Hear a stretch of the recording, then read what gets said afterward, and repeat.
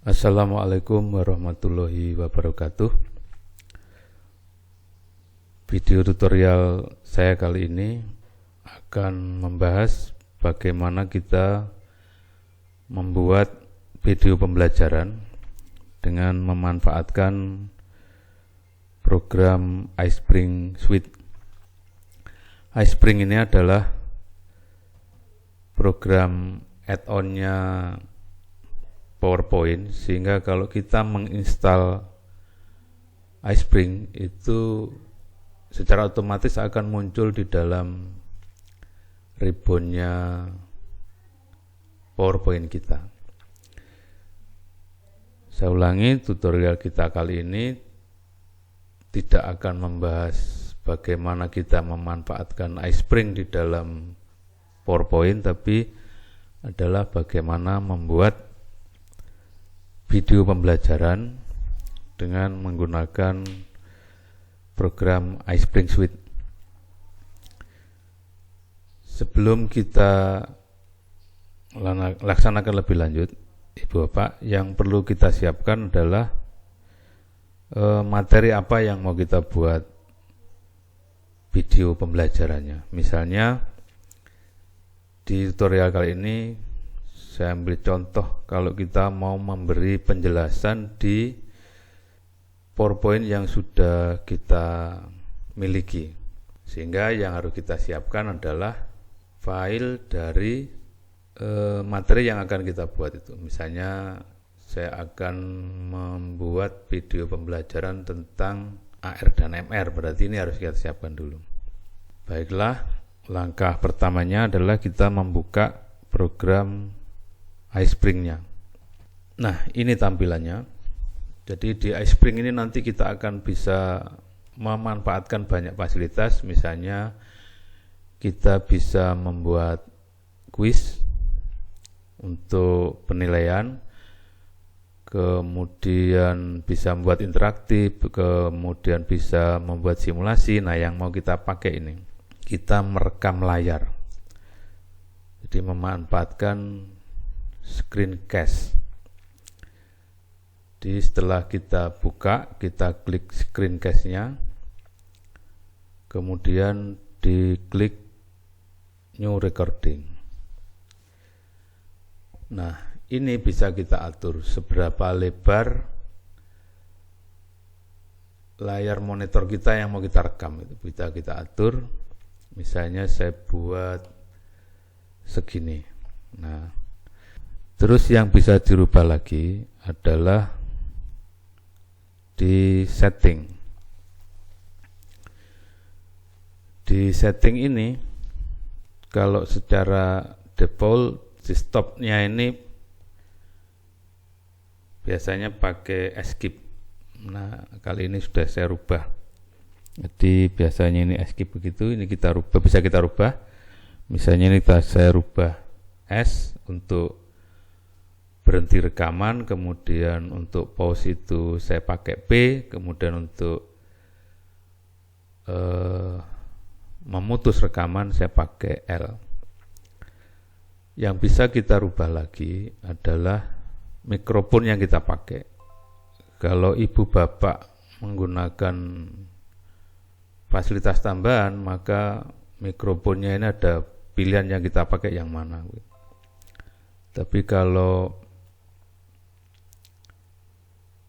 ibu bapak tidak menggunakan fasilitas tambahan, maksudnya kita memakai mikrofonnya laptop, berarti ini tidak usah kita rubah. Nah, langkah berikutnya untuk melakukan rekaman, kita tinggal klik tombol merah ini.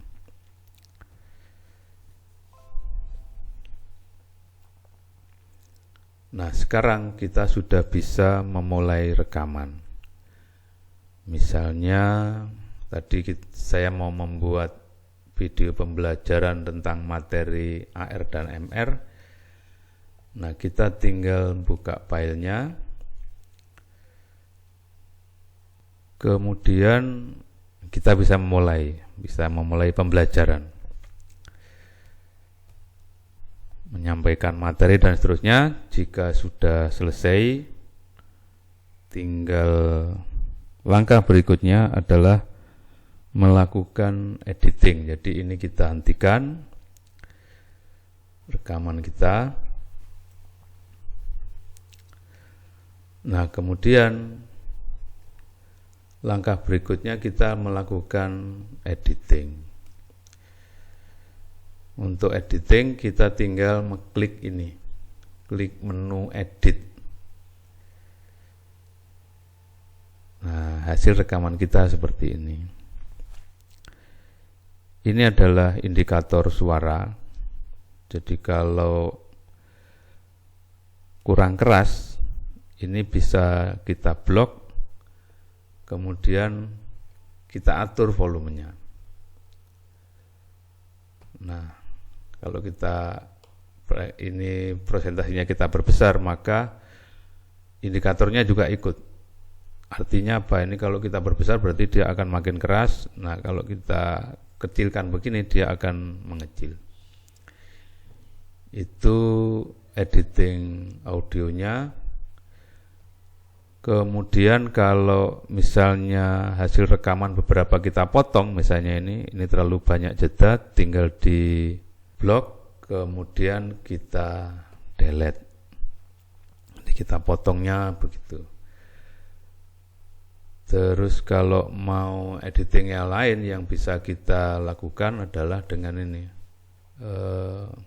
fade in dan fade out. Itu untuk keluarnya dan masuknya ini secara pelan-pelan begitu.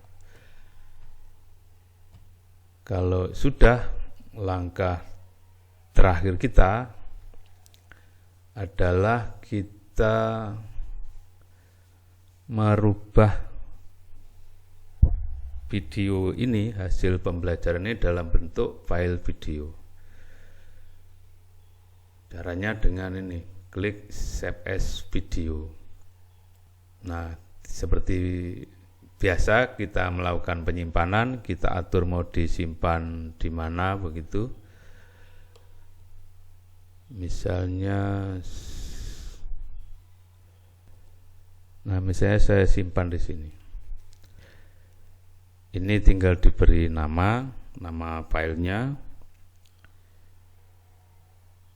Misalnya saya ambil tadi begini misalnya ya. Namanya kita beri nama AR misalnya. Nah, formatnya yang ada adalah dalam bentuk MP4. Kalau sudah, tinggal klik save, maka aplikasi ini akan merubah hasil rekaman kita ke dalam bentuk video dengan format MP4. Nah, ini hasilnya. Jadi sudah dalam bentuk MP4. Ini yang bisa kita publish ke anak didik kita, bisa lewat Google Classroom, kemudian kita bagi secara langsung atau di-upload di YouTube. Demikian Ibu Bapak tutorial saya kali ini. Mudah-mudahan ada manfaatnya.